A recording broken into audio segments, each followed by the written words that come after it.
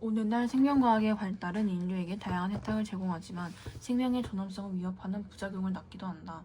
이에 생명윤리의 중요성이 더욱 주목받고 있다. 생명윤리는 생명의 존엄성 실현을 목적으로 하는데 이는 생명과학도 마찬가지다. 다만 생명윤리는 윤리학적 접근을 통해 생명과학은 과학적 접근을 통해 그 목적을 실현하려고 한다. 그런데 생명과학은 주로 생명의 외적인 형상을 다루므로 생명의 존엄성에 대한 근거를 온전히 밝혀주지 못한다. 따라서 우리는 생명의 존엄성에 대한 근거를 알기 위해 동서양의 생명관을 살펴볼 필요가 있다. 동서양의 도가에서는 자연스럽게 태어나고 자라는 것을 인위적으로 조장하는 일이 바람직하지 못하다고 주장한다. 불교에서는 연기의 가르침을 통해 생명의 상호 의존 관계를 강조하고 불생상의 가르침을 통해 생명의 보존을 주장한다.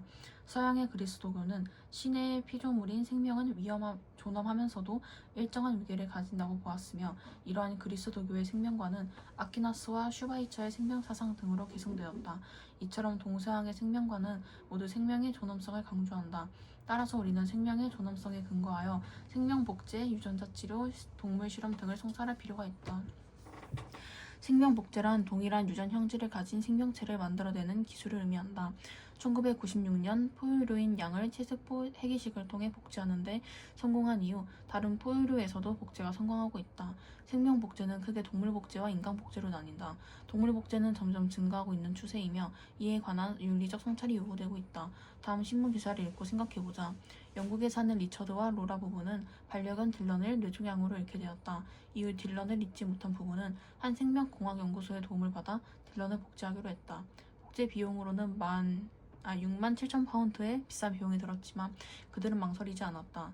드디어 딜런의 유전자에서 얻은 세포를 통해 2마리의 강아지를 얻은 부부는 딜런을 잃고 싶지 않아서 박제할까 생각했지만 이 편이 훨씬 낫다라고 행복한 미소를 지었다. 동물 복제에 찬성하는 사람들은 동물 복제를 통한 우수한 품종을 개발 유지할 수 있고 희귀 동물을 보존하며 멸종 동물을 복원할 수 있다고 주장한다. 이들은 동물 복제를 통해 얻을 수 있는 유용한 결과나 행복의 증진에 관심을 둔다. 반면에 동물 복제에 반대하는 사람들은 동물 복제가 자연의 질서에 어긋나며 종의 다양성을 해치고 나아가 동물의 생명이 인간의 유용성을 위한 도구가 될 수 있다고 주장한다. 인간 복제는 배아 복제와 개체 복제로 나뉜다. 배아 복제는 배아 주기 세포를 얻기 위해 복제 후 배아 단계까지만 발생을 진행시키는 것이다. 배아 복제에 찬성하는 사람들은 배아가 아직 완전한 인간이 아니며 배아로부터 획득한 줄기세포를 활용해 난치병의 치료 방법을 찾을 수 있다고 주장한다.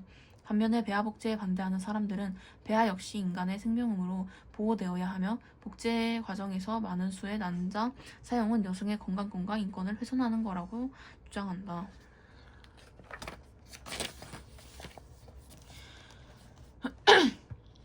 개체 복제는 복제를 통해 새로운 인간 개체를 탄생시키는 것으로 일반적으로 인간 복제를 가리킨다.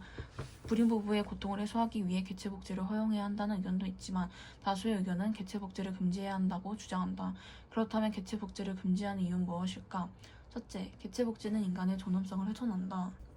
태어난 것이 아니라 기술적으로 만들어진 복제 인간은 복제를 원한 사람의 의도에 따라 이용될 수 있다.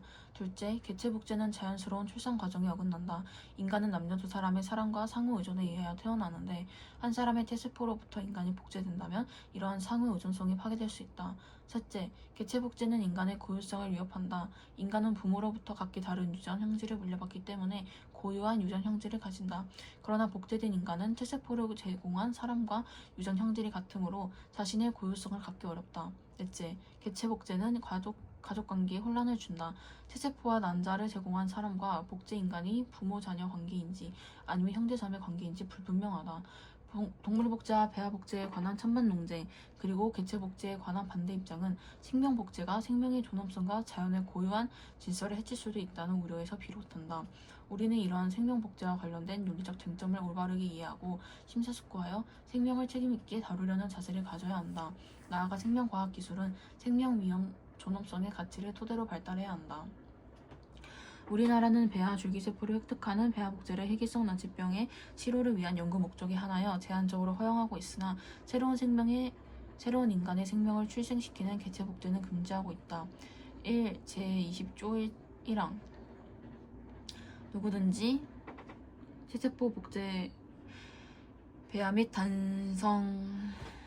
생식 폐하를 인간 또는 동물의 자궁에 착상시켜서는 아니 되며 착상된 상태를 유지하거나 출산하여서는 아니 된다. 제31조 1항 누구든지 희귀병, 난치병의 치료를 위한 연구 목적 외에는 세sek보호, 핵이식 또는 단인성 생식 행위를 하셔는 안 된다.